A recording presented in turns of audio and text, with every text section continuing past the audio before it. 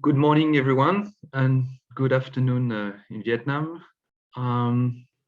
So my name is Etienne Espagne. I'm a senior economist at the French Agency of Development. I'm in charge of the GEM Vietnam project, and I'm very pleased to say just a very few words to start this long series of webinars based on the special COP26 report that we managed to have out on day one of COP26 in Glasgow. So I show it to you, and I will share the link also on the report soon after. So the idea of this webinar series is really to dig into the details of this collective work that involved more than 60 researchers. And we have built this sequence of webinars around three main sequences. And the first one will be in January with 4 webinars around the Mekong, what we call the Mekong emergency. We will have another sequence in March on the more sectoral aspects of climate impacts over Vietnam. And we will end this series of webinars with a third sequence around May and June, which will be focused more on the macroeconomic aspects of impacts and adaptation. So it's really the opportunity to share what we have done, also move forward in terms of research, but also policy relevance, and have a broad discussion with all the experts that I'm happy to have here around this virtual table. I want to thank very much the Department of Climate Change of Monterey for co-organizing this series with us. To thank also the French Agency of Development in Hanoi, and the agency is present. I'm happy to see them on the table, and we will, if COVID allows, at some point we will have physical seminars as soon as possible there in Hanoi. I want also to thank IRD, and especially IRD in Vietnam, who supported this work all along. So today, to start this first sequence on the Mekong emergency, we have the honor to welcome Professor Hieu Trung Nguyen from Tho University, and Dr. Marie-Noelle Woillez, my dear colleague, climate scientist, to make a broad introduction of the intrications between climate change effects over the Mekong Delta and more local anthropogenic drivers of change. They will have 30 minutes discussion, followed by 30 minutes presentation, followed by 30 minutes discussion by 3 distinguished experts. So Marc Guachot from WWF, Edward Anthony from CEREJ, and Dr. Minh Nguyen from Cicero, right? I have to warn you that these webinars are recorded, so that you are aware that I mean, your voice or video may be recorded, and they will be put online on the IFD YouTube channel at some point. So without further explanation, I give the floor to Professor Hieu Trung Nguyen from Tho University and Dr. Marie-Noelle Woillez for a 30 minutes presentation. The floor is yours. Thanks, Ethan. Ladies and gentlemen, so we are going to present to you our chapter related to the Mekong Delta climate change, understanding of the climatic and anthropogenic pressure of the Delta. So first, please, Miss Mary, can you share the PowerPoint? Yes. Yeah, thank you. Sorry, just here it is. Okay. Can everyone see it? Yeah. So please make the full screen, please. Yeah. I try to do that.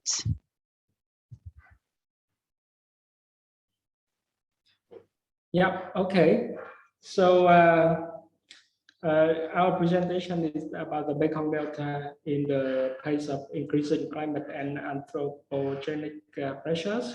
And we will present first, I will do the introductions, and then later Ms. Marie-Noelle will present to you the more detail about the climatic and the anthropogenic pressure of the delta. And later on, I will discuss about the Mekong Delta experience related to adapt to the changes, and we have some discussion later.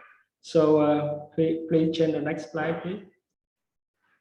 So you know that the Mekong Delta, with its flat and low elevation delta plan, is highly sensitive to hydrological changes and global sea level rise, and therefore appear to be a hotspot of the climate change impacts. The delta covers an area of about 4 million hectares, across by complex network of rivers and canals, and is currently home for more than 17 million inhabitants, and that's about 18% of the Vietnamese population. The people livelihoods here very much depend on the agricultural and aquaculture productions. It's described as a rival both of the delta. The delta supply more than half of the country dry production, with 90% of which for exporting. Hence, the delta is very crucial for both national and international food security. However, agriculture and aquaculture in the delta strongly depends on water quality and availability. The water-related issues are floods, drought, and saline water intrusion.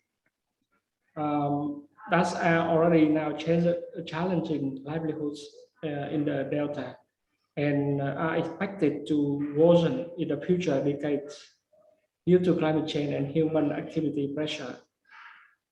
The delta has long historical experiences of dealing with water and climate-related factors that can threaten agriculture production. Why a wide range of coping or adapting measures has been deployed at different levels. However, the increasing of impacts of climate change and anthropogenic activity challenges, challenging the sustainability of the different measures in the implemented so far. Therefore, further understanding of the projected climate change and environmental impacts of human activity is very crucial to set up mitigation and adaptation strategy here. So next, I would like to introduce Ms. Marie-Noelle Woillez for the detail about the issue of the delta. Please, the floor is you. Thank you, Professor. So to complement this introduction, I would like to say a few words about the geological characteristics of the delta. So geologically speaking, the Mekong River Delta is quite young. It was formed over the last 6,000 to 7,000 years, so after the end of the last ice age. And as the professor mentioned, its elevation is actually really low. It's only in average 80 centimeters above sea level, which makes it, of course, very exposed to sea level rise. In the past, the delta used to progress seaward and with quite high rates of several meters per year, but the rate became negative after 2005, and currently most of the coastlines are eroding.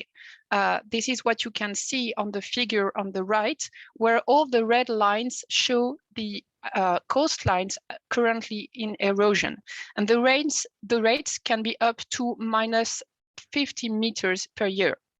So this phenomenon is due to several pressures, first from sediment starvation from upstream dams and sand mining. I will talk about it later, but also subsidence, increased storms, and sea level rise from climate change. Now, a few words about the hydrological characteristics of the delta. So as you probably are all aware, the Mekong Basin is driven by a strong monsoon seasonality. And as a result, the river discharge have a very large seasonality also, and it ranges from less than 2,000 cubic meters per second during the dry season to about 40,000 cubic meters per second during the wet season. So with climate change, the fluvial discharge is expected to increase in average, but also to experience disruptions in the known frequencies of floods and drought events. Another fact very important is hydropower development upstream in the Mekong Basin, which has a strong impact on the delta's ecological cycle. It moderates the flood pulse and also controls the dry season discharge. A word also about the Tonle Sap Lake in Cambodia. You can see it on the figure with the red circle. So it's a very large lake, and normally it's filled by the flood pulse during the wet season. And in the past, then it used to provide fresh water to the delta during the dry season. So it was really a buffer for the hydrology during dry season. But nowadays, it's no longer filled to capacity during the wet season. And as a result, the Mekong Delta is short of Tonle Sap Lake water as its second freshwater source during dry season. And hence, it experiences longer period of dry season, and it drives major exposure during drought events. So now let's have a look at climate change concerning temperature and precipitation in the delta. First, I will present elements from ongoing climate change. What are the observations over the past 40 years? And then, and next, I will show the projections. So in the report, some data are presented from 11 meteorological stations from the delta. Concerning temperature, here you can see the trends for the daily average temperature, the daily minimum temperature, and the daily maximum temperature over the last 40 years. And what you can see is that all stations and for all variables record an increase over this period. And the trends are significant at almost every station. So concerning the daily average temperature, the average trend is about 0.8 Celsius degrees over the period. So it's about 0.2 Celsius degrees per decade. Now, concerning precipitation recorded at the same station and over the same period, here you have the data from left to right, the annual average rainfall, the annual maximum one-day rainfall, and the annual maximum 5 days consecutive rainfall. And you see that contrary to precipitation, the trends are not uniform. There are contrasted changes. Some stations record a decrease in precipitation variable, and other an increase. And also quite important is that there is an important variability, and actually only one station has a statistically significant trend. On the three figures, it's shown by the station with the black contour. All the stations without this black contour show a non-statistically significant trend. So now, how is it going to evolve in the future? In the report, climate projections are presented from two different methodologies. Some projections are from dynamical downscaling experiments provided by Hieu Trung. So these are outputs from regional climate models with also a bias correction. So it's what is presented at the top. And another method was applied, which is the bias correction spatial disaggregation method applied to the global the projection from the global climate models from the CMIP5 experiment. So I won't enter into details concerning this statistical downscaling approach. More information on it will be presented at the webinar in March. So please attend this webinar to know more about this method.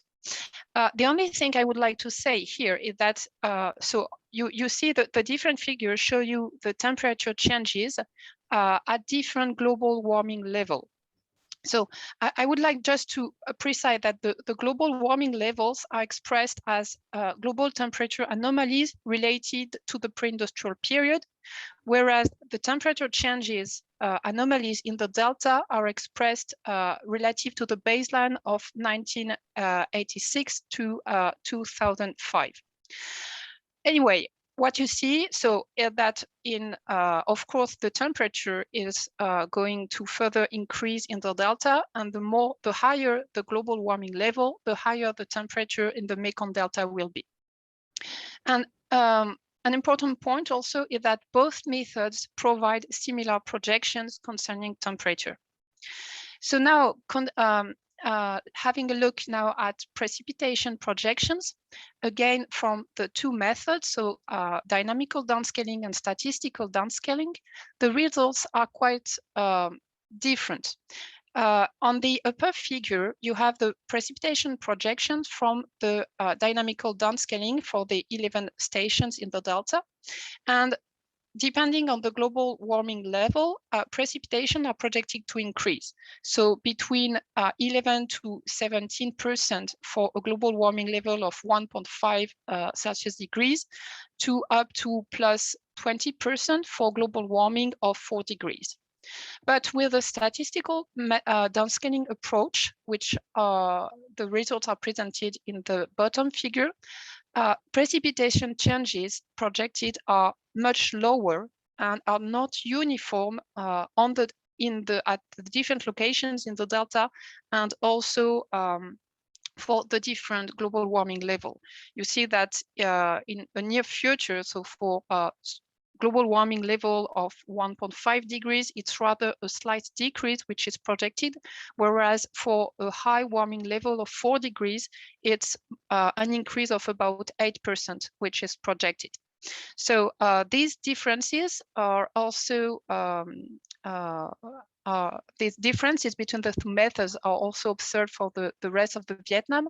So more information will be given on that at the next webinar in March. So, but the important message is that in the coming decades, the Delta will experience warmer conditions and some modifications in the rain and in the precipitation, but there are still uncertainties concerning the evolution of precipitation depending on the methods considered. So, of course, climate change is not the only pressure that the Delta faces. There are also strong anthropogenic pressure. The first one, I will present is sediment starvation. So first, it's a worldwide phenomenon because worldwide, because of upstream dams and downstream interventions on river like dikes, fluvial sediments have decreased by about 30%. And because of the very high global demand for sand, basically for construction of infrastructures, sand mining is inciting rivers and estuarine systems. So concerning the Mekong itself, the estimate of total sediment transport by the pristine Mekong River at the entrance of the Delta used to be about 160 million of tons per year. But now it's at the estimation of a reduction between 40 to 90%. So it's quite huge. And the other issue is a very high level of sand mining in the Delta, about 40 to 50 million of tons per year. And so considering that this number does not account for sand mining in Cambodia and also of possible illegal sand mining only and possible illegal sand mining, only in Vietnam, this amount of sand mining is likely to be closed or even more of the total fluvial sediment supply. And as a result, it leads to erosion of the capital sediment and incision of riverbeds. And recent research has shown that this incision of riverbeds is actually driving increased saltwater intrusions in the surface waters of the delta during the dry season. So this issue will be further explained, and results will be presented at the webinar next week. So again, please attend this webinar to know more about this issue of some sediment starvation and saltwater intrusions. And this, we can fear that these increased saltwater intrusions are going to further increase, because the projections of sand demand within the delta for the coming decades is very high. So it may drive further incision of the riverbeds. The other issue is groundwater extractions. So the economic development, sorry. The economic development and agriculture intensification in the delta has put a lot of pressures on water resources. And as a result, there have been a strong increase in groundwater extractions over the last 30 years. It's what you can see on the figure on the right, which shows you the evolution of groundwater extractions in the delta from the 19th. And you see that in the 19th, the extractions were really negligible, but there has been a continuous increase, and now extractions are over 2.5 million of cubic meters of water per day. And so the result is that the water pressure in groundwater is decreasing throughout the delta. This has been monitored since 1990. And because the water pressure, so because of water extractions and water pressure decrease, the water is drained from fine-grained deposits in the ground, and this causes compaction of the land. And because land is compacting, so the altitude is decreasing, because it's what is called land subsidence, and this subsidence is no longer counterbalanced by deposition of new sediments, because of sediment starvation and also because of flood control. And again, the research of over the last few years has shown that land subsidence, driven mainly by groundwater extraction, is actually the main driver of land subsidence in the delta. And this phenomenon can reach up to 5 centimeters per year in some places. So the rate of elevation loss in the delta is actually much faster than the rate of sea level rise because of climate change, which is only about 3.6 millimeter per year. So again, this phenomenon and this issue will be further presented at the webinar next week. And now I leave the floor again to Professor Trung for adaptation and mitigation strategies in the delta. Thank you, Mary. So you see that this picture show you the that the Mekong Delta has extensive experience in mitigating and adapting to the environmental changes. Hence, the evolution of adaptation to environmental problems in the Delta.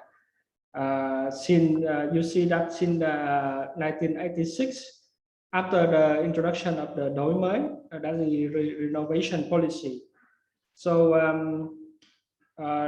we follow the type holder strategy to build dikes that to protect the right field areas. In this Đổi mới policy, agriculture and aquaculture were intensified and grow very quick to supply food for local inhabitants and the whole country. To doing that, we built a dense canal network combined with dye system in order to drain the flood to the Wet Sea and to clean the adjacent fat soils.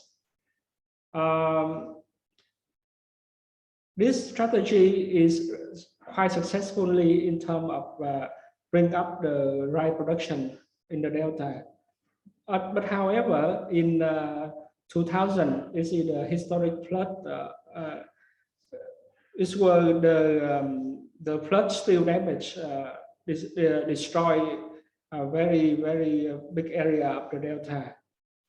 Particular is also causing enormous damage to infrastructure, resident property, and agriculture crop. The dye system were positive for rice cropping. However, it's now recognized that the dyes also have significant negative effects. Firstly, they prevent the floodplain from playing their natural buffer roles against the flooding, deflecting and aggravating the flood peaks. Secondly, high dyes inhibit the enrichment of agricultural soils with sediment and nutrients in the Mekong Delta floodplains. It's also decreasing soil fertility and enhancing elevation loss. Therefore, this benefit only happen for some place for agriculture, but made expensive for other communities and other sectors. Moreover, dyes may create false sense of security, leading to more building and activities in flood-prone area, and then high damage if dyes are overtopped or fail. Recently, the Delta has seen increasing trend of salinity and higher frequency of extreme drought and saline intrusion during the dry season, with strong negative impact on rice production in the coastal area. So you may see that in 2016, there was a very big drought with saline intrusion, destroy a large area of rice crop and fruit tree. So in order to protect the area, central government built some dyes and sluice gate to protect the area. However, there are some coastal province also try to use natural-based solution, like to change, they reduce their rice crops. So instead of triple rice, they reduce one rice crop during the dry season, and change it toward the bracket or saline aquaculture that to reduce damage from drought and saline intrusion. These natural-based adaptation solutions were successfully applied during the 2020 drought. In addition, the natural environmentally friendly solutions have also created better conditions for ecotourism and have increased livelihood of local community. Next slide, please. Next slide, please.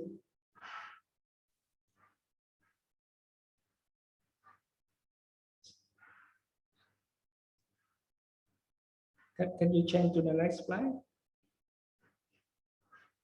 Sorry, yeah, I hear you. It's just that I'm trying to do that and it's not moving. I don't know why. Okay. Oh, sorry. Maybe I will just stop sharing and share again. Yeah. So, okay.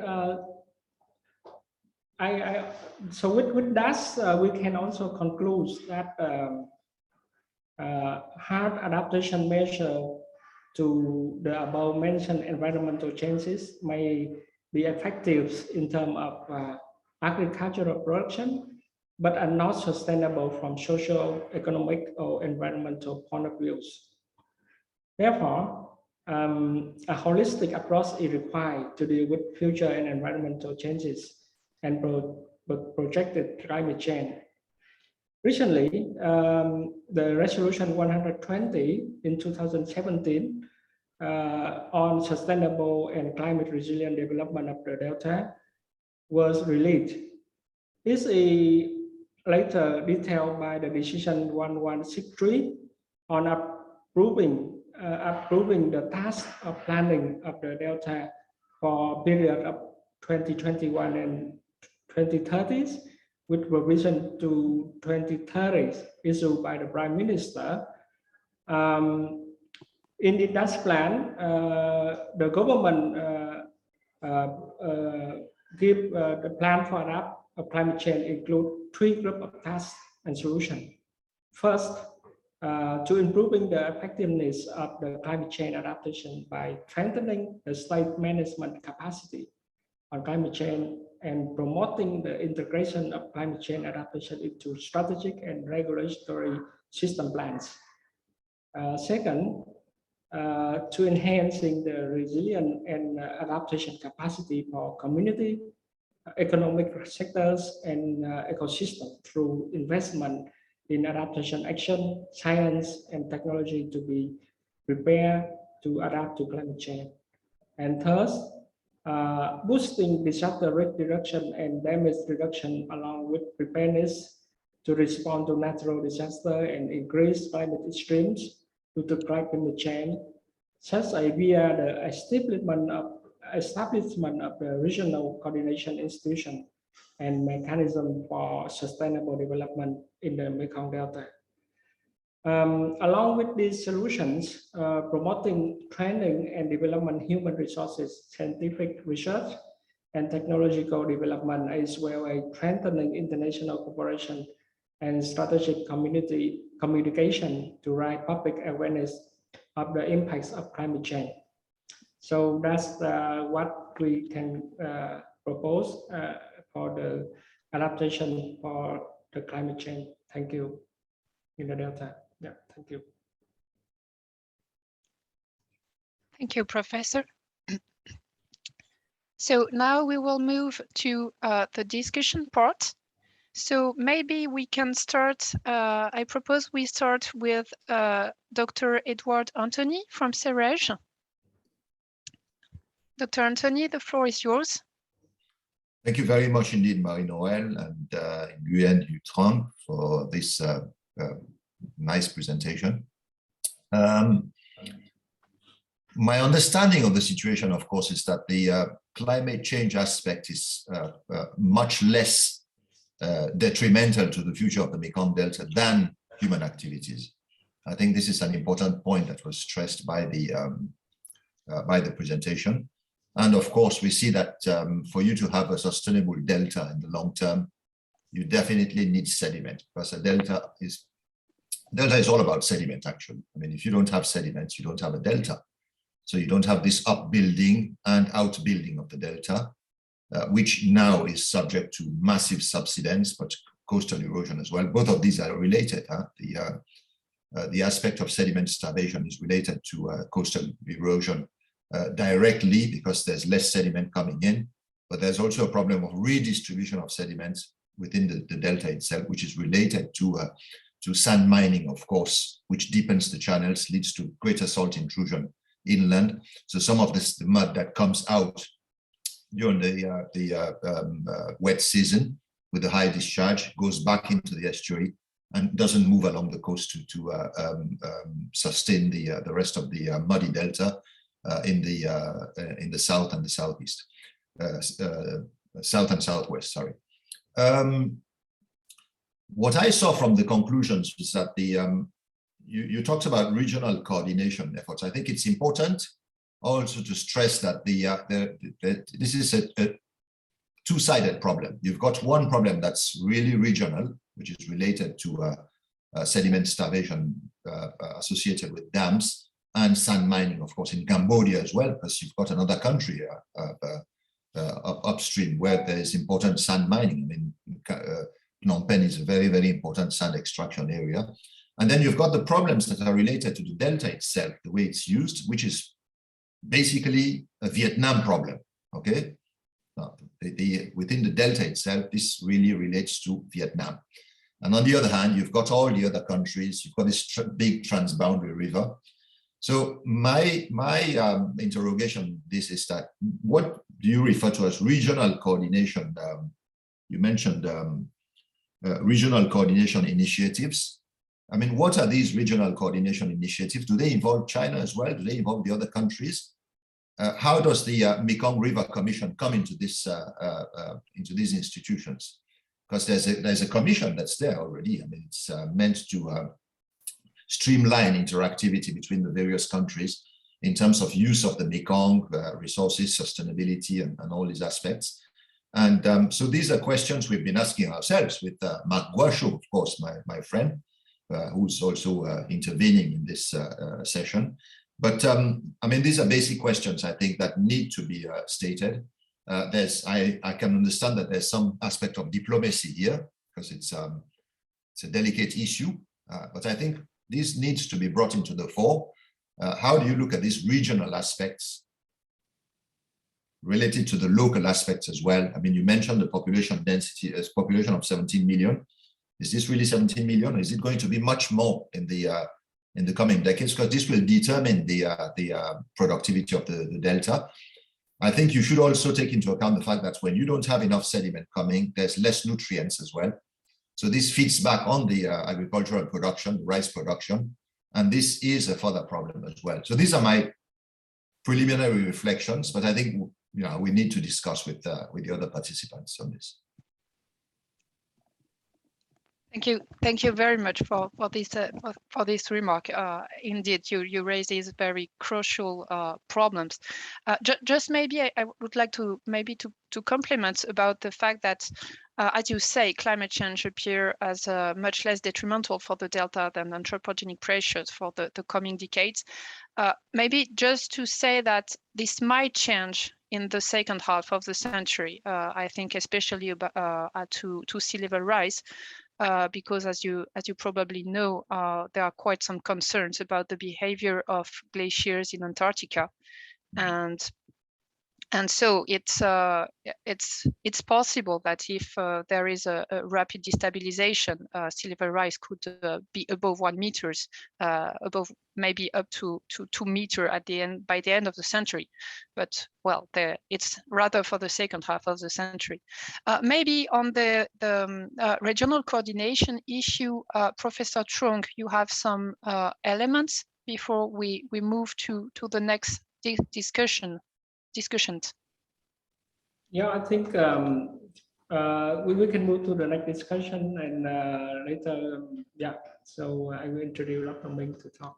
Okay, so maybe I will leave the floor to Marc Guacho. I think you may have especially some elements concerning the sun mining issue, and I think that the WWF is currently having some work on this issue in the Delta. So please, the floor is yours.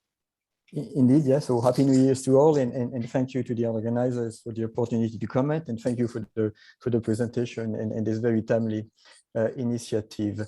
So I guess I come from a scientific perspective, notably had the privilege to do field work and publish with Professor Anthony, actually in a frame of a project that we co-implemented with the Mekong River Commission Secretariat. It actually was funded by the French government under an FFEM. And that's where we discussed, it was 2010, 2014, and that's where we really realized the starvation of sediment, and it's important, and that's what led us towards the delta and to understand the urgency of the stress levels that were increasing. I also come from a development partner perspective. WWF is an active development partner in the Mekong River Commission, and we have been there for some time. Also an active member of the Mekong Delta Working Group, and I see many familiar faces here of friends who are trying to address issues together from that perspective. But first, I represent a conservation organization, so we have a biodiversity angle, and the first thing I need to say is that we're losing freshwater species much faster than terrestrial and marine, and we're losing them much faster in tropical rivers. And it's the downstream part in deltas that we have the highest density of biodiversity, 460 species of fish only in many others, but also the higher density of population. So that's the angle we take. That's obviously the reason why the Mekong Delta is a priority for the WWF. Thanks for highlighting the gravity and the urgency, and the title is very appropriate, and the fact that yes, we do need to address this complexity, and everything is linked, and as a result, it makes things very complex and much bigger than any of us, and that's why we need to work together and address that complexity. First, from a scientific perspective, I think scientists have this habit of concentrating on what we disagree with, and that's because of rigor method, scientific approach. But as a result, we usually send inaudible messages on what the trends are to decision makers. So what we need to do is change lens when we're talking to decision makers, and that's a reason why I like this report, is that you bring 80 scientists that agree on the trend, and the trends are clear. The delta is sinking and shrinking, and the trends are accelerating. So that's very important, and we need to work on this. Yes, everything is linked. Climate change is important, understood. As Professor Anthony said, if climate change was to stop tomorrow, then most of our challenges will still be there. So but it doesn't mean that we should not address climate change. Climate change is real, so it is necessary, and very necessary and very urgent, but not sufficient. That's the point. So we cannot afford not to address climate change, and we should continue to do that. But the thing is, if we only do that and we do not address those very urgent anthropogenic factors, then we have a problem. And yes, sand mining is a key one, and something that we have worked on, that we're working on now in the frame of a project that we're co-implementing with the department, the MONRE, and the Vietnam National Disaster Management Authority, and many other partners, and finding suitable solutions, and trying to get scientists to work. And one of the first key products that we're trying to develop is just simply a delta-wide sand budget, knowing how much sand comes in, how much is extracted, how much comes out. Because that simple figure doesn't exist, that simple understanding doesn't exist. So we're working with different partners here, Delta-RES among others, and the articles to try to address this issue. But maybe the last key message before I leave the floor to others is that the Mekong Delta, we're working in an initiative called Resilient Asian Deltas. What the Mekong Delta is facing is what other deltas are facing, and the storage, the loss of sediment and its consequences on the stability of the delta is known. But what we have in the Mekong Delta is probably more science than most other deltas, and that's a plus. Plus, as noted by Professor Chung, some policies, notably in the frame of the Resolution 120, and we have the Mekong River Commission also with its limitation, but still it exists. And under the umbrella of the Resolution 120, there are other policies that I think put Vietnam in a good position to address, because they do not exist in other countries, in other tropical countries that are facing the same issue. So I think that's very important. But it's still, we have a huge challenge that we are used to addressing things from a reductionist perspective, and everything is linked. The retroactive loops are key. For instance, the fact that sand mining is causing incision. Incision is causing salt intrusion. Salt intrusion is affecting the water supply. Water supply reduction is causing more extraction of groundwater. More extraction of groundwater is causing subsidence, and all is linked. So as scientists, we need to find very clear ways of addressing this. And one example, the last one I will mention, something that we've done actually with Professor Anthony, is a simple guiding tool to understand how, for instance, managing mangroves, that we all see as a solution because they buffer the back, cannot be done without the understanding of sediment. And it's all linked. and just a simple way to as scientists make it easy for decision makers to apprehend that dimension and all the rest of they need to apprehend. So this tool is an example of what we can do. And there's many others that we have also that I'm happy to share at some extent, but maybe time for me to leave the floor for others. Thank you very much. So last discussant, I leave the floor to Dr. Min Nguyen. So I think before Dr. Minh says something, I just want to emphasize that you see that the system also after discussion, the hearing is from the two professors, we see that the delta is a kind of very complex and dynamic system which consists of different causal loops of impacts on different sectors and different activity, and both natural and human action. So then we see a lot of issue because of increasing of the naturals and also the human action to the delta. But if we only look at the negative side, then it seems that it's very, very difficult for the people in the delta for the future of the delta. However, if we look at because of the dynamic system, so the maps we show is somehow static. It's not dynamic enough.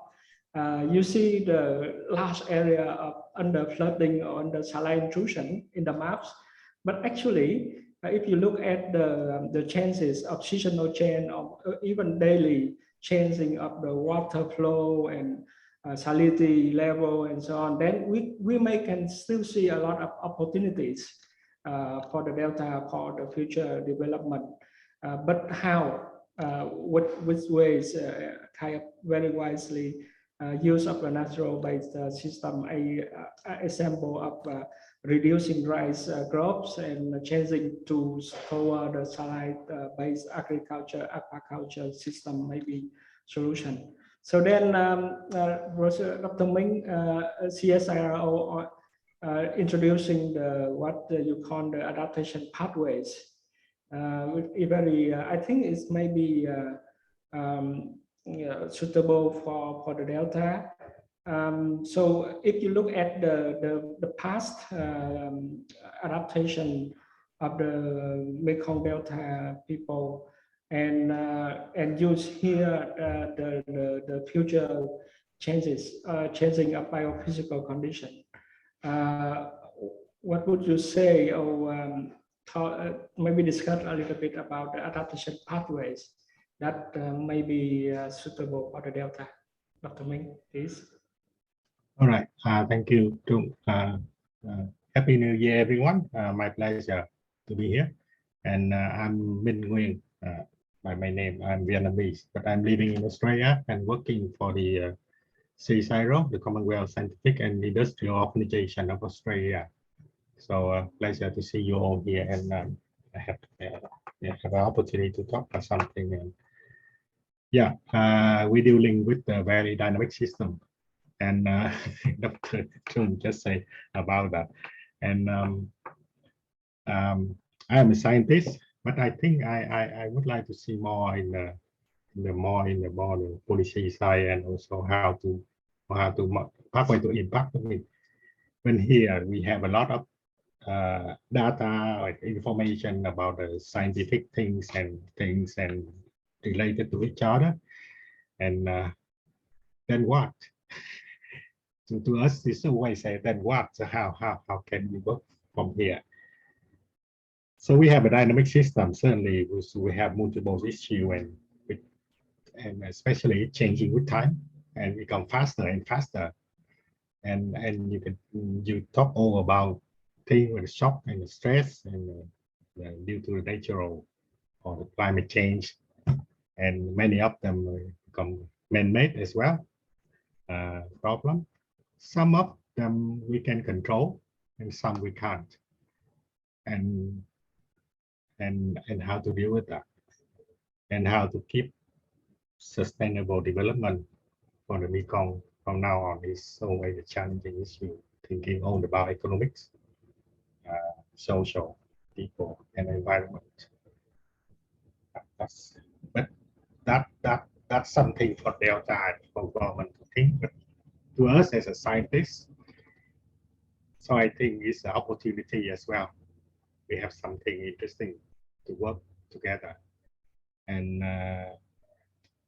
so we need a good strategy how to deal with it and how to collaborate and how of the partnership to work together to solve this big problem, because nobody alone can solve this problem. So in CSIRO, so we're thinking adaptation like adaptation pathway, and actually Trung and I have a chance to work on that in the last 3 years or 4 years or so. So just imagine that you're going on the adaptation pathway in like a narrow road in a mountainous area. It's very dangerous, right? You keep staying alive, you know where to go, you want to go, but the condition is very bad and you have to go. If you go wrongly, you can hit the rock or you can fall to the abyss. So just how and along that line, so you have to make the series of decision making.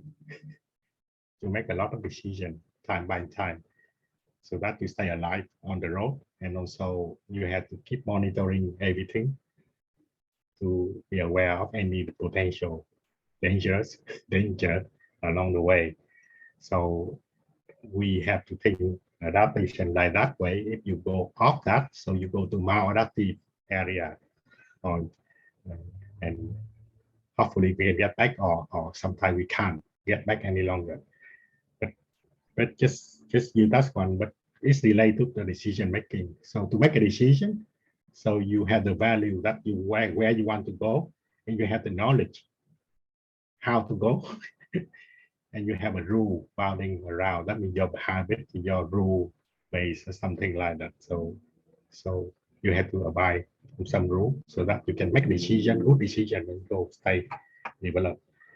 So I think for the Mekong Delta, so like to show in the plot, so kind of following that kind of adaptation pathway thing, but in a very passive way. That means only thing happen, we have to cope with that, so we have to change. So I normally put it in a slide for myself, show that. So you see the change from the crop of the rice to 1 crop, 2 crop, 3 crop, or something like that. Or people doing in the coastal area, so you doing the rice, traditionally only rice, and then when the saline intrusion comes, so they make a decision, they move to the prawn or shrimp, and then develop that, and then suddenly realize the pollution problem. They get more intensive thing, they get the pollution. So now you see that they change into rice and shrimp combined together, or many other models. But I must say that that's a very kind of passive way. And interestingly, those ideas always come up from the bottom up, from the farmer come up. and the leading time from the time it come up until it adopted by as a policy, the government have the policy for that is quite long. It takes about 10 years roughly. So we have to be aware of that. But with the change in the now, we need to act faster. So I think the Mekong Delta people need to collaborate and need to be more active, if not proactive, monitoring things and create new knowledge so that we can make better decisions into the future, how to develop properly. All right. And another thing I want to make the point here, when to do the policy like that, so we have to understand the governance system as well. Who is who in the whole system and doing what, and who actually have interest and the power so that they can, what we do here, or the new knowledge, the new scientific knowledge we produce, really relevant to their interest and their power in different level, so that they can make the right decision and working well together. Otherwise, everything just keep being fragmented all the time. As you see, we talk about the coordination of the Mekong Delta for many years, but it's still at least now. So what I say, okay, we have a good scientific, all of us here, very good scientific data, information, but how we can build those information become the relevant knowledge to who really interested in that and who have a power to use that for making decision, so that they can make the informed decision, or they can also aware of the potential impact of their decision. Sorry, maybe I talked too much so far, but it's always in my mind and how to really help the Mekong Delta. Facing a lot of things here. That I think, yeah, that's my point, and I'm happy to see many familiar faces around here, and hopefully have a chance in the future to work together. We have to work together. Nobody can solve this problem alone. Thank you.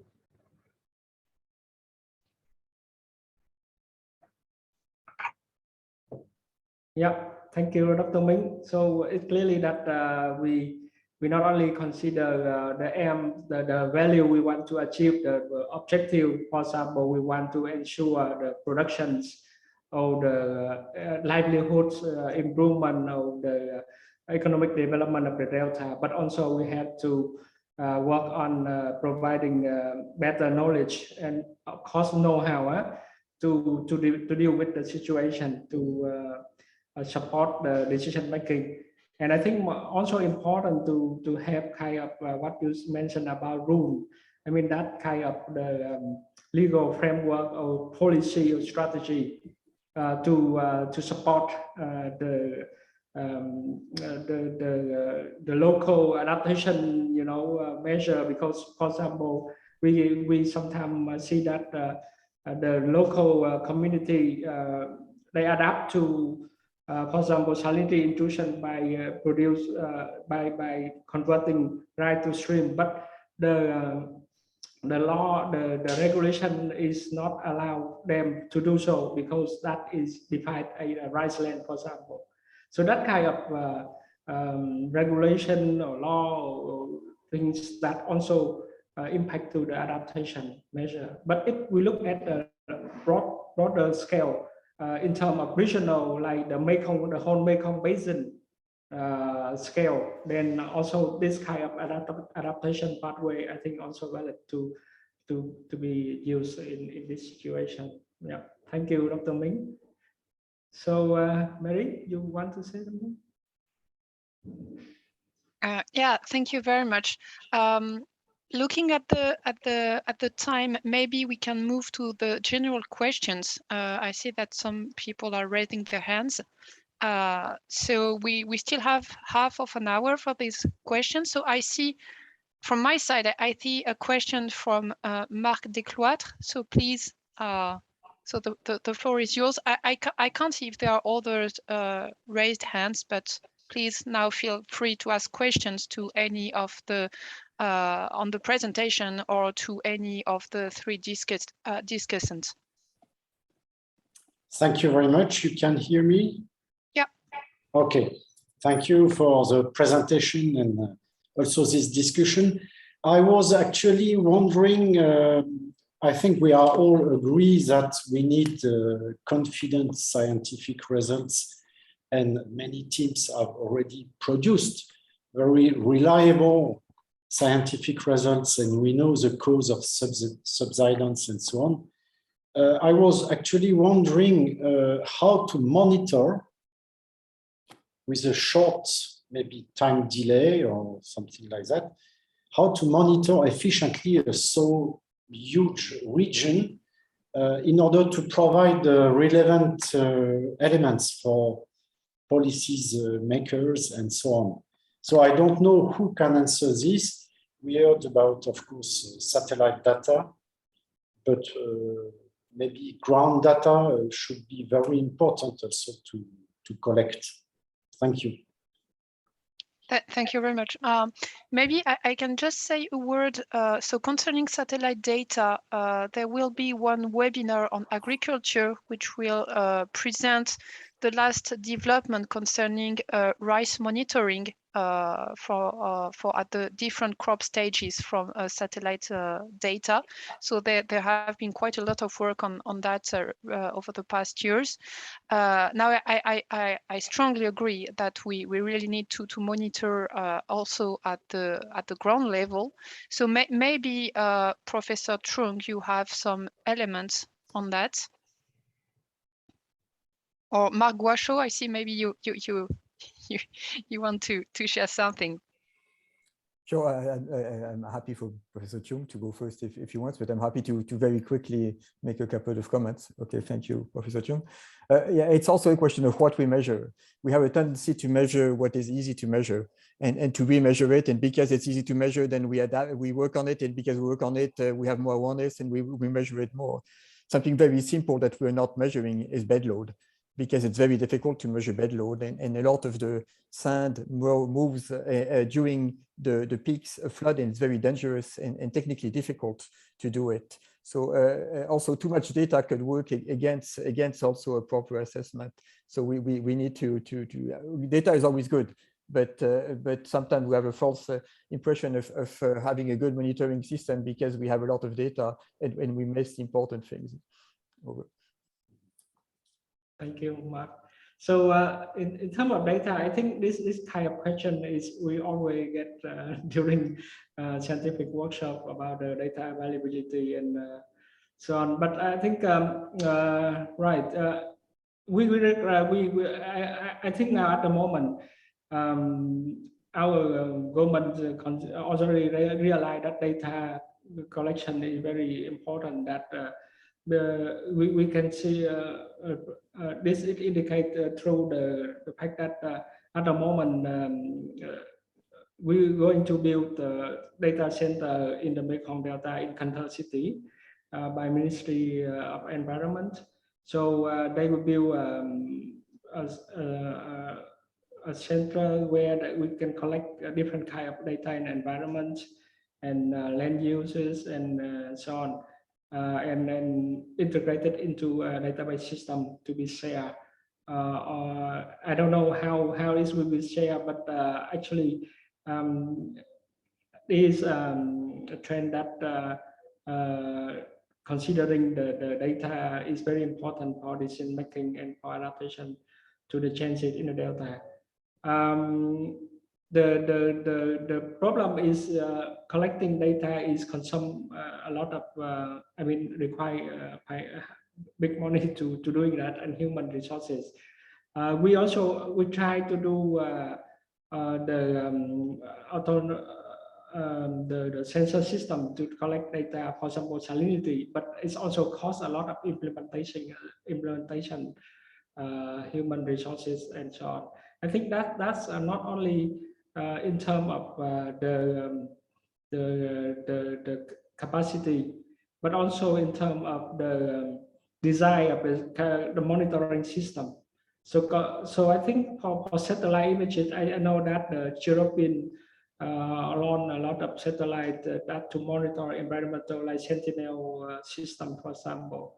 But I think I agree that the field, the site-based data is very important, but it's only also the quality of data and the sharing mechanism also very different.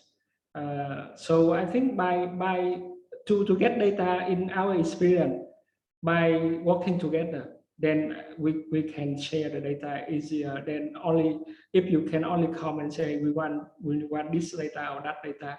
It's very difficult to get to that data by that way. So that's my opinion on that. Yeah, thank you. Thank you very much. Professor Anthony? Yes, I think this is a good point. I mean, data is fundamental. Remote sensing, of course, is indispensable when you when you're looking at such a large delta. And progress, of course, in all types of sensors are helping us with data from remote sensing. But I think we also need to have quality data in the field. I think this is important. One other dimension that can be explored, of course, is citizen participation. I mean, you could also have a few stations where you can have citizens feeding back information at very regular intervals, and this can actually help fine-tune your policies, help fine-tune at least the qualitative side of the data, maybe sometimes quantitative even. But I think this is important, actually bringing in the citizens participating, making them aware of the problems, but also feeding back observations they've got in the field. This is really very, very important. But one important area that we need to actually clearly identify is, of course, the sediment budget issue. I think this is really very, very important because, as I said earlier, a delta's sustenance in the long run depends on sediment supply, of course, and the way the sediment is redistributed. One important thing we brought up in a paper in 2015 with my friend Mark was, of course, the link between sand extraction and the mud dynamics. Because mud is the most important, is much more important than bedload, of course. Bedload is important for armoring the delta, for the stability of the beaches, which of course protect the back delta areas. Beaches are very, very important because, I mean, they serve as a protective buffer against storms and big waves during the northeast monsoon. But then the mud dynamics is very, very important because this mud actually builds up the bulk of the Mekong Delta away from the mouths. And that's where erosion is very, very important today, because there's less mud coming down. This is being redistributed over the Delta plain to compensate for subsidence. So we need to know what this balance is. What goes to compensate for subsidence eventually in terms of the mud dynamics? This can be measured over a large scale using a variety of methods such as accretion beams and clay layers and this kind of stuff. I mean, this is done in other deltas. But then we also need to have an idea of what the dynamics of the mud is during the dry season. I suspect, of course, that with deeper channels related to sand mining, some of the mud that's brought down during the wet season by the high floods is reintroduced back into the channels and doesn't go down to the southwest to protect the coast. So this is something that needs to be explored further. We presented a qualitative hypothesis on this in our 2015 paper. Mark was saying it's important. Mark Guasho was saying it's very important to link all aspects of the dynamics. And this is a fine example where you've got linkage between sand extraction in the channels, bedload sequestration behind dams, of course, feeding back on the dynamics of the mud. These are interesting aspects that need to be further explored. We did this in a qualitative way, but this hasn't been pursued afterwards. So this is something that can be worked on as well in the coming years. Now, concerning the, sorry, can you? Yeah, concerning this mud dynamics, are there strong issues and limitation to achieve some reliable estimates? So because you said that the work has been stopped, so was it a basic funding issue, or are there more technical issues to complete such a work? No, it wasn't stopped. It's just not my main field of research. Okay. I mean, it's, this is really estuarine dynamics, and maybe my colleagues, Philip is doing some excellent work in the Mekong Delta. This is something that can be brought up in the phase with Utrecht, University of Utrecht, looking at the mud dynamics as well. You've got very good specialists in Utrecht, and this can be brought in as well in the picture. Philip is there, I think, listening to us. So this is we can discuss this further with Philip. But I think this is an interesting aspect because they're working on the salt dynamics. So salt transport, of course, salt is transported by water, but this same water transports mud as well. And mud is the dominant component in the Mekong Delta in terms of sediment supply, in all big deltas anyway. I mean, mud is the most important component. Feeds the delta plain, but also in the Mekong Delta, a very, very large muddy area of the delta. I mean, it is dominant, in fact. the muddy shoreline in Mekong Delta is one of the largest of the large deltas. You know? In many other deltas, it's all lined by sand along shore, but in the Mekong, it's a bit different. So I think this is important. Looking at these dynamics, this can be broached, can be approached using satellite techniques. Of course, you've got what's the name of this American satellites? You've got MERIS, you've got MODIS, you've got all these different satellites. More recent Landsat as well. You've got Sentinel as well. These can be used, I think, to approach, to have an idea of the dynamics of sediment suspension on a seasonal basis within the channels along the shore as well, and then combine this with field measurements, of course, within the main channels, because it's a channel dynamics actually, but this is very, very important. And then, of course, the other side of it is actually monitoring sedimentation within the deltaic plain. This is related to actually the flood pulse actually decanting sediment within the rice fields and all this. And these are things that are quite interesting, I think. I mean, the Mekong Delta is a very, very important experimental field for these aspects.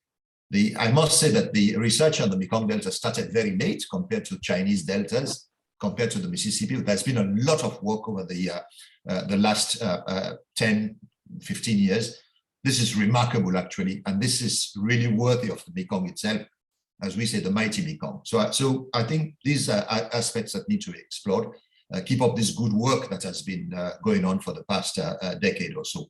But these are just areas that can be explored for future research. Thank you very much. Dr. Min?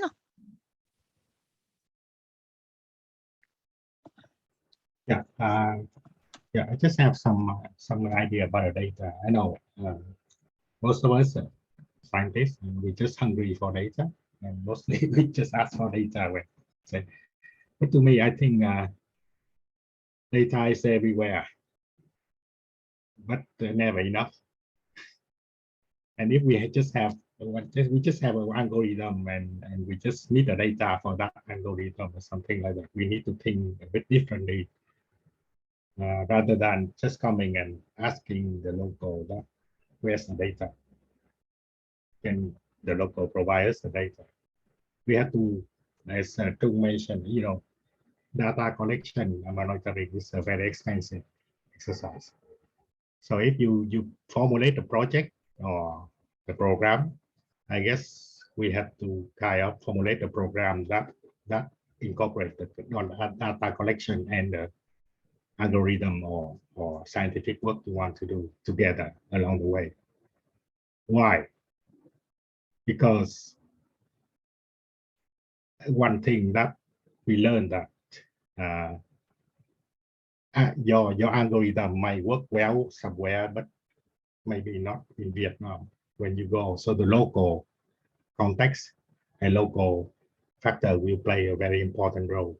And if we build up the data collection along the way with the project, so you can navigate the way you collect the data, how to collect properly, how to collect the right data, the quality, good quality data. And sometimes at the beginning of the project, you still don't understand what really a data you want and what level, what detail you want for that data, because your algorithm might change with time as well, and so that if you go along the way like that, so you can modify and can get better data and get better result for your research. So that's my point. We and also to the local, we up here as we make our project more relevant to them, more suitable to the culture, the local context is very important, I think, so that we can make our result better. And they also, and that way we can prepare for the acceptance of the local and the government to our research project as well, because we get involved along the way as well, you know, rather than we take a data, go somewhere doing something nice and we present and they say, oh, what's their ownership there? what's their participation over there? They don't have anything. We need to think about that so that we can do it better. Thank you. So Dr. Minh, you mentioned what you mean is that you want to say that if you look, you play the role of the local community or the local government to make decisions, right? So we are scientists, we consider data, but they may consider information to support their decision, right? Yeah. And sometimes the information cannot, they don't need to be very precise or precise, but enough for the quick decision. Yeah, because when you come in to talk with the people, you will realize how you can, what is their need, their priority, and what you can decide what scale or what detail of your project and what level of scale and detail of the data you need. Okay, like driving a car, you don't need to.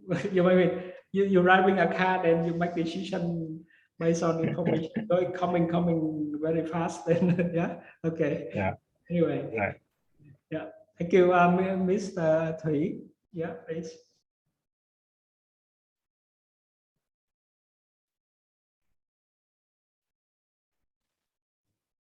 You are on mute, please. Can you turn on your mic?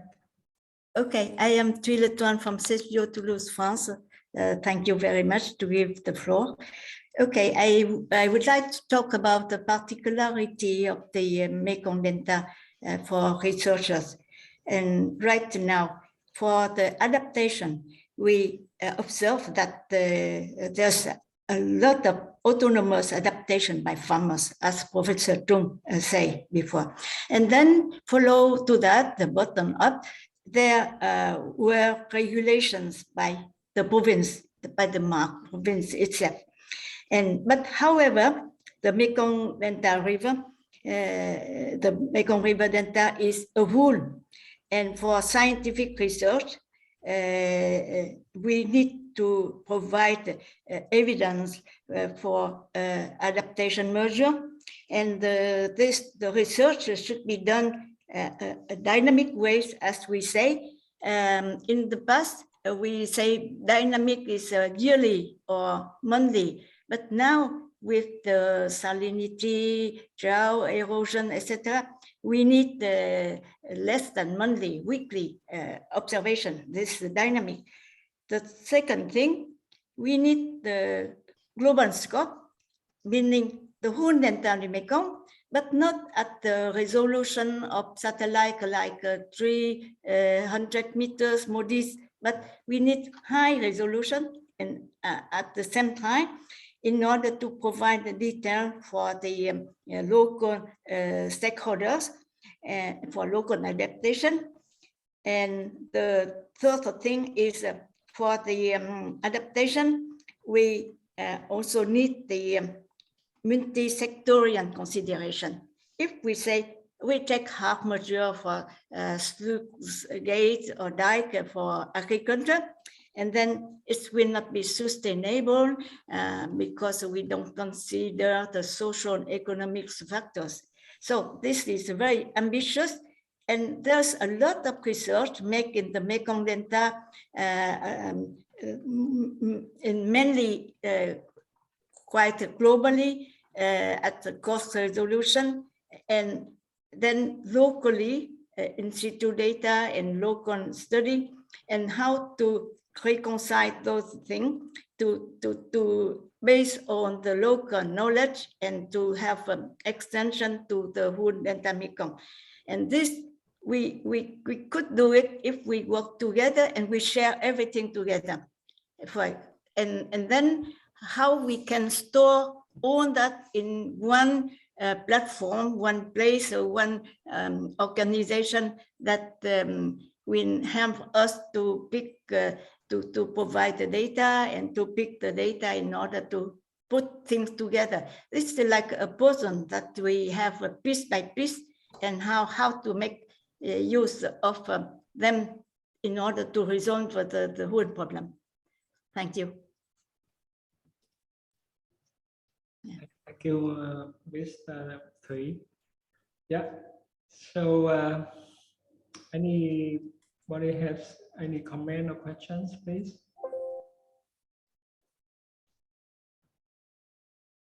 Yeah, maybe one comment. Sorry, I don't find the button to raise my hands. Yeah, we've been talking here about data, quality of data, about the complexity, the systemic characteristic of the problems in the Mekong Delta, all the intricate causality chains which forces us to deal with everything at the same time. So I have a very maybe simple and naive questions in terms of how to make the research, the scientific research policy relevant for, let's say, let's call it a decision maker with a 5-year to 10 years planning horizon, right? So what are really the bottlenecks, the prioritization that you would that you may want to emphasize, the key priorities. So if you had to try to simplify the problems, where would you start? Question. Yeah, Mark, you want to say something? Yeah, I think we need a radical change in the way we look at the delta. We have the understanding that static is solid and we think it linear growth when deltas are in dynamic equilibrium and work by threshold. So I think we need to change and shift this paradigm in order to address it. Another key barrier in my understanding is that water resources management is disconnected by economic planning, and it also quite disconnected from the private sector and the investment. We have all this massive understanding and here on what is going to happen to the delta, but investments are still going the same way. So I think we need to find a way to make it real. To make it real, we need to find a way to value the sediment, to value the floods, and we tried to do this, as he said here, with others in the frame of the Dutch Climate Fund for Development, working with farmers, working with what Dr. Ming mentioned and Dr. Chung mentioned, how to work with farmers. Because in the end, they are on the ground and they are first row, but they are also the sine qua non players in order to make significant change at scale. So what we try to do is to put a value to sediment in the business model. So subsidence is an issue; it's affecting them, but as often you put a dike and you think you protect it, but the subsidence continues. So we try to develop a model where we improve the life standards of the farmers, work towards higher quality products that have a higher price value on the market, but also have farmers to be more aware and own the science and the understanding. I take the point from Professor Ming; it's a very important one. But also see that elevation has a value, and that's what Philip Middlewood says. But you have to put it in the bankability. You have to put it in a way that if you put sediment into your rice field or into your agricultural field, it has value for food, has value for food for the crop, but also it has an elevation value that reduces in the long term has a positive on your business plan. So we try to do this in the frame of the Dutch Fund for Climate and Development, working with Minh Phu, which is one of the largest exporter of rice, working with farmers, and they all have skin in the game. They all put money on the table to do the feasibility. And because if this works, it's challenging, but if this works, then we can extend to a very wide area. And then that would be applied science. That would be bring all science to the real world, and again, making it bankable, investable, because we all have our limitations, scientists, development partners, and the government, and the scale of what needs to be done and the speed at which the change needs to happen is far beyond us. So we need to bring the people from on the ground there. So if this works, then and similar examples on nature-based solution are probably there also, but we need to work with the investors, we need to work with the farmers, we need to work with the SMEs in order to make it work. Over. Yeah, thank Mark. Yes, Alexis, please. Yeah, so thanks a lot for these presentations, and I would like to answer Etienne's question. I think that actually we are focusing on the Mekong Delta, and it's a good thing, but Mekong Delta is no more and no less complex than any other socio-environmental system. The only thing maybe it is at the heart of the development policy of Vietnam, and this is what makes it stand apart from other regions, maybe, and other provinces in Vietnam, but also in the world, is that it has been at the heart of the development policy and of economic development and agricultural development of Vietnam. So of course, there are a number of challenges, and it's true that contrary maybe to other provinces or other regions of the world, we cannot simply imagine that we will work in this delta in a top-down way. Okay, so saying, okay, let's do some adaptation planning and let's list a number of priorities that will be implemented by provinces and then well, regions and then provinces, etc. We can't just reason like this, but we cannot at the same time reason in a simple, and I would say simply bottom-up way.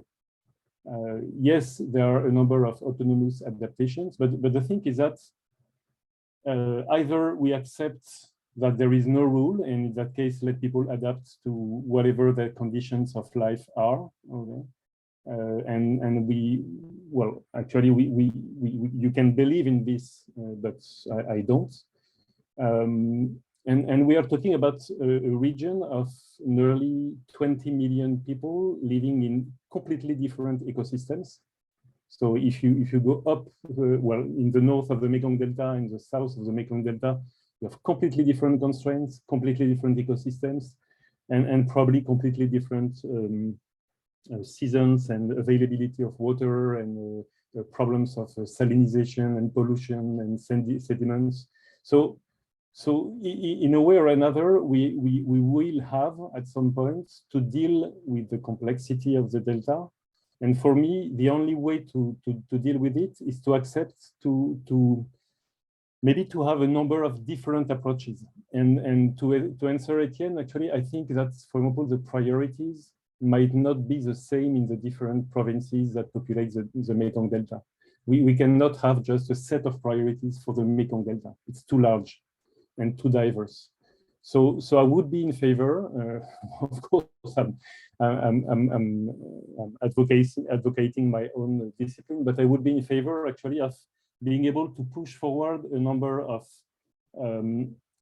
integrated models at a reasonable scale, a scale at which most of the people share the same bottom-up challenges, and a scale which is manageable in a top-down manner.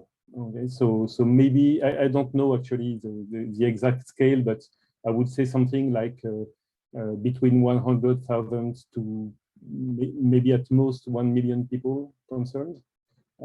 So the possibility to have a number of different, so to classify the different ecosystems and build a number of integrated models that can be used to assess the situation and explore scenarios. Okay, explore different scenarios, and I'm quite sure in scenarios actually from which we can maybe derive some priorities. But that will be my main point actually, is that Mekong Delta is so diverse that for me it's completely an illusion to imagine having one set of priorities for the whole region. Yeah, thank you, Alexis. I think we don't have more time for the discussion. So yeah, I think thank you very much for all of your contribution, comments, and questions, and so on. So now I give back the floor to Etienne to conclude the webinar. Thank you.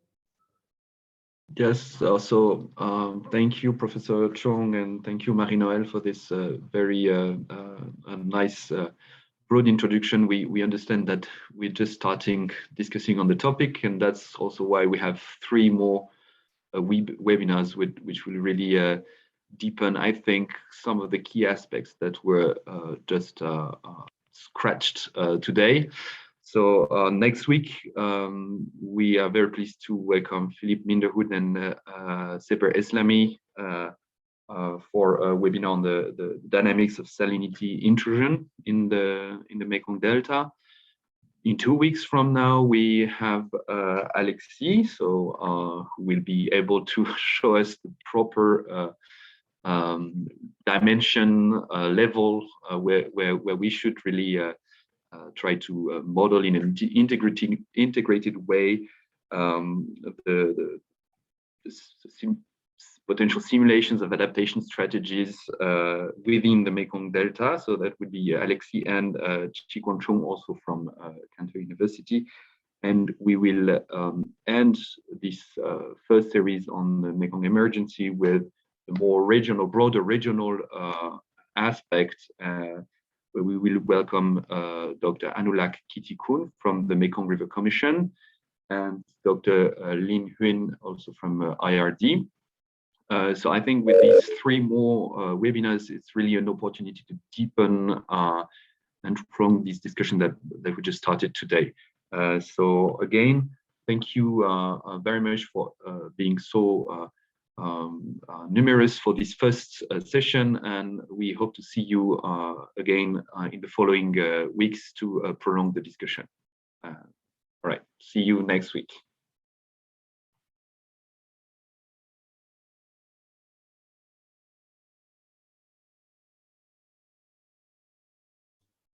Thank you.